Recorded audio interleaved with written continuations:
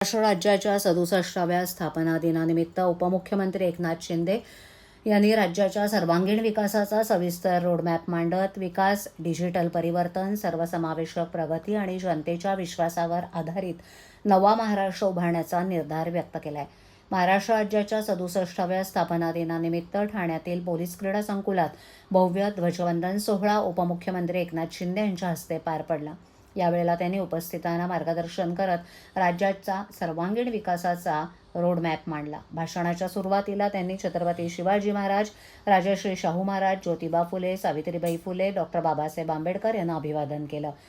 महाराष्ट्राला देशातील पहिली $1 ट्रिलियन अर्थव्यवस्था बनवण्याचा विश्वास व्यक्त करत त्यांनी सांगितलं की राज्य आधीच देशातील अग्रगण्य मॅन्युफॅक्चरिंग हब असून सर्वाधिक थेट परकीय गुंतवणूक आकर्षित करते.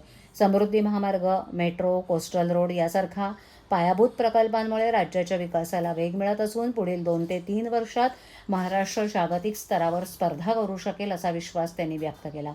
ठाणे जिल्ह्याचा विशेष उल्लेख करत त्यांनी सांगितलं की 337 kilometre metro network, Ghatkopar, Thane, Mira Bhayandar, Bhiwandi, Kalyan connectivity तसंच स्पॉट टॅक्सी आणि कोस्टल रोड यासारख्या उपक्रमांमुळे वाहतूक व्यवस्था अधिक सुलभ होतीये. शहराबाहेरील मार्गांमुळे वाहतूक कोंडी कमी करण्यासाठीही प्रभावी पावलं उचलली जात असल्याचं अधोरेखित करण्यात आलं. प्रशासनात डिजिटल क्रांती घडवत जिल्हाधिकारी कार्यालय राज्यात 3ऱ्या क्रमांकावर पोहोचलं असून 100% डिजिटल कामकाज राबवलं जात आहे. 160 ग्रामपंचायती सेवा केंद्रांशी जोडल्या गेल्या असून 1000हून अधिक सेवा नागरिकांना उपलब्ध करून देण्यात आल्या आहेत. कृषी क्षेत्रात आधुनिक शेती पद्धतींसोबत पारंपरिक बियाण्यांचं संवर्धन केलं जात असून उत्पादन आणि उत्पन्न वाढवण्यासाठी विविध प्रयोग राबवले जात आहेत. पाणलोट क्षेत्र विस्तारासाठी निर्देश देण्यात आले असून जलयुक्त शिवार योजनेला गती देण्यात आली आहे. शिक्षण आणि कौशल्य विकास क्षेत्रात विद्यार्थ्यांना इस्रोपर्यंत पोहोचवण्याची संधी मिळते. महिलांच्या सक्षमीकरणासाठी लाडकी बहीण योजनेमुळे महिलांमध्ये आत्मविश्वास वाढला असून त्या लघुउद्योगांना माध्यमातून कुटुंबांच्या आर्थिक प्रगतीत हातभार लावत आहेत असं त्यांनी सांगितलं.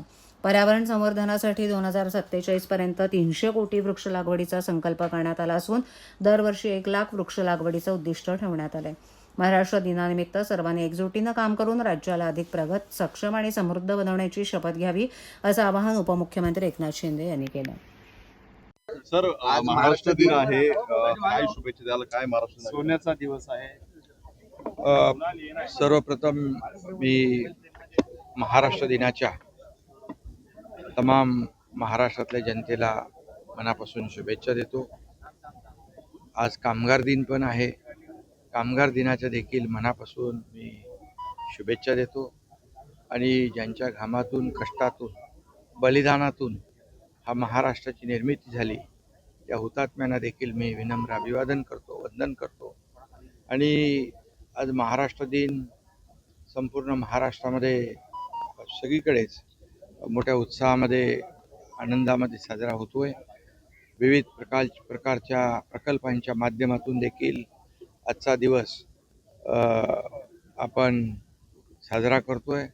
आज सगळ्यात महत्त्वाकांक्षी असा missing link, Pune Mumbai missing link याचं देखील लोकार्पण दुपारी होणार आहे.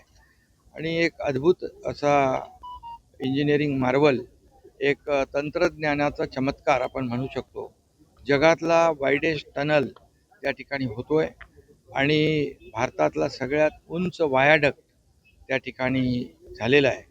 आणि त्यामुळे मुंबई पुणे हा प्रवास 40 मिनिटांनी कमी होईल.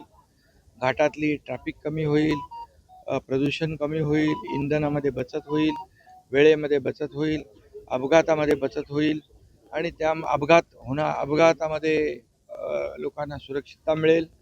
आणि अशा प्रकारचा हा मिसिंग लिंक त्याची सुरुवात आज होती आहे. असे अनेक प्रकल्प आमच्या सरकारने गेल्या 3.5-4 वर्षामध्ये मार्गी लावलेले आहे. याचा आनंद आहे, समाधान आहे. आणि म्हणून महाराष्ट्र अधिक बलवान करणं, महाराष्ट्र हे देशाचं ग्रोथ इंजिन आहे आणि म्हणून देशाच्या प्रगतीमध्ये महाराष्ट्राचं योगदान महत्त्वाचं आहे.